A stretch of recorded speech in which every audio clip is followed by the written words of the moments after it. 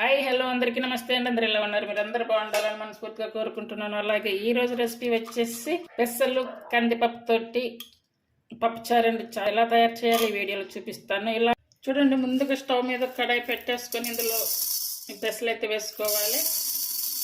ఇది పెసలు వేసుకొని మిడిల్ ఫ్లేమ్ మీద పెట్టుకొని మాడకుండా ఇవి వేయించుకోవాలి. ఇలా వేయించుకున్నాము కదా, ఇవి తీసి పక్కన పెట్టుకోవాలి. ఇప్పుడు వచ్చేసి కందిపప్పు, పెసలు వచ్చేసి 1/2 కప్పు, అలాగే ఇప్పుడు కందిపప్పు వచ్చేసి 3/4 కప్పు అన్నమాట. ఇవి కూడా వేయించుకోవాలి. అంటే చూడండి, మాడకుండా ఇలా రావాలి. ఇప్పుడు కుక్కర్ పెట్టేసుకొని ఈ వేయించుకున్నటువంటి ఈ పెసలు, ఈ కందిపప్పు 2 ఇందులో వేసుకోవాలి. ఇవన్నీ కూడా ఇప్పుడు మంచిగా కడిగి క్లీన్ చేసుకోవాలి. నేనైతే ఈ కప్ తోటి తీసుకున్నాను అన్నమాట పెసలు కందిపప్పు 2 కూడా. దీంతో ఇప్పుడు వాటర్ కూడా అయితే వేస్తున్నాను.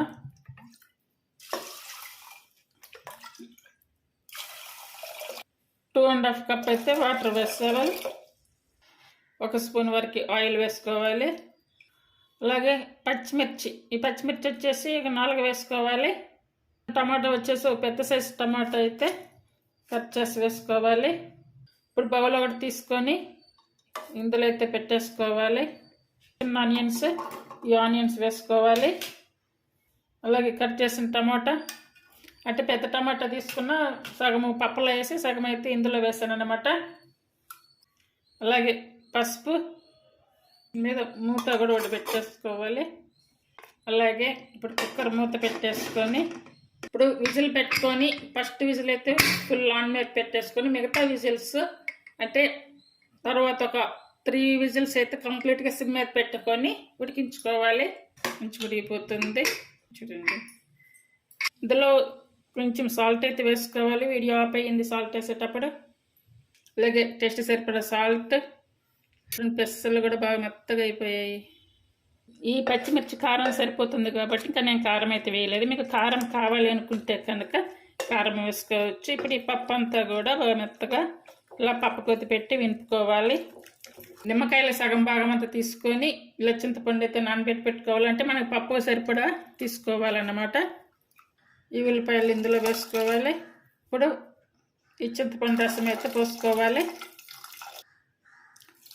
మనకి పప్పులకు సరిపడా వాటర్ పోసుకొని మరి పలచగా లేకుండా అలానే మరి తిక్కుగా లేకుండా ఇలా పప్పుచారు చేసుకొని తింటే కనుక చాలా చాలా బాగుంటుంది. ఒక ఎండాకాలం అనే కాదు, ఏ రోజుల్లోనైనా సరే ఇలా పప్పుచారు చేసుకున్నప్పుడు ఇలా చేసుకోండి, చాలా చాలా బాగుంటుంది టేస్ట్.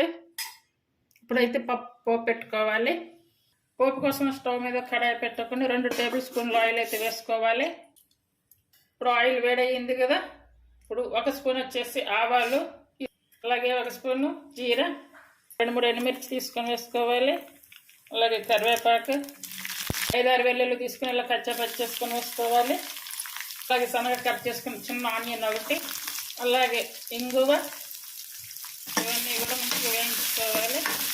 వేయించి అలా చేస్తే కనుక చాలా చాలా బాగుంటుంది టేస్ట్. ఒకవేళ ఇప్పుడు చేయని వాళ్ళు ఎవరైనా ఉంటే కనుక ఒకసారి అలా ట్రై చేయండి. దాంట్లోకి మిర్చి కానీ లేదా అప్పడాలు ఇలా ఏమైనా వేసుకుని తినవచ్చు. టేస్ట్ కూడా వేరేగా ఉంటుంది. ఇప్పుడు ఈ తాలింపు ఇలా వేగింది కదా, ఇప్పుడు ఈ తాలింపు తీసి పప్పులు అయితే వేసుకోవాలి. ఇప్పుడు ఈ పప్పుని ఫుల్ ఆన్ మీద పెట్టేసుకుని బాగా మరగబెట్టుకోవాలి. చూడండి, పప్పు అయితే చక్కగా మరుగుతుందా. ఇట్లా పొంగొచ్చాక ఒక 5-6 నిమిషాలన్నా మిడిల్ ఫ్లేమ్ మీద పెట్టేసుకొని మంచిగా మరగబెట్టుకోవాలి. అలా మరిగిస్తేనే పప్పు కొంచెం టేస్ట్ అనేది ఉంటుంది. అలాగే సన్నగా కట్ చేసుకున్నటువంటి కొత్తిమీర వేసుకోవాలి. మిరపకాయలు కానివ్వండి, అలాగే ఆవకాయ పచ్చళ్ళు అయినా సరే సైడ్ డిష్గా కానీ పెట్టుకొని అయినా తినడానికి చాలా చాలా బాగుంటుంది. ఈ పెసల కందిపప్పుతో చేసినటువంటి రెసిపీ మీకు నచ్చినట్టయితే ప్లీజ్ లైక్ చేసి, షేర్ చేసి, సబ్స్క్రైబ్ చేయండి. అలాగే హైప్ ఆప్షన్ ఉందండి, హైప్ ఆప్షన్ ఇచ్చి ఛానల్ సపోర్ట్ చేయండి. ఇలా మరిగించుకోవడం అయితే అయ్యింది. ఇప్పుడు స్టవ్ ఆపేసుకోవాలి. ఇప్పుడు వీటికైతే కాంబినేషన్గా నేను మిరపకాయలు అయితే వేస్తున్నానండి. ఇప్పుడు చూడండి, మిరపకాయలు అలాగే వడియాలు. చూడండి, మిరపకాయలు పెట్టేటప్పుడు నేనైతే ఇలా త్వరలు తీసి పెట్టాను అన్నమాట. అలాగే కొన్ని వడియాలు ఇలా అన్నం పెట్టేసుకొని ఈ పప్పుచారు ఇలా వేసేసుకొని తింటే చాలా చాలా చాలా చాలా బాగుంటుంది. ఈ ఎండాకాలం అయితే ఇంకా సూపర్గా ఉంటుంది. అందరూ కూడా ట్రై చేయండి. ఇలా మిరపకాయలు పెట్టేసుకొని ఇలా పప్పుచారుతో తిని చూడండి. టేస్ట్ సూపర్గా ఉంటుంది. నచ్చితే కనుక ఫాలో అవ్వండి, ట్రై చేయండి.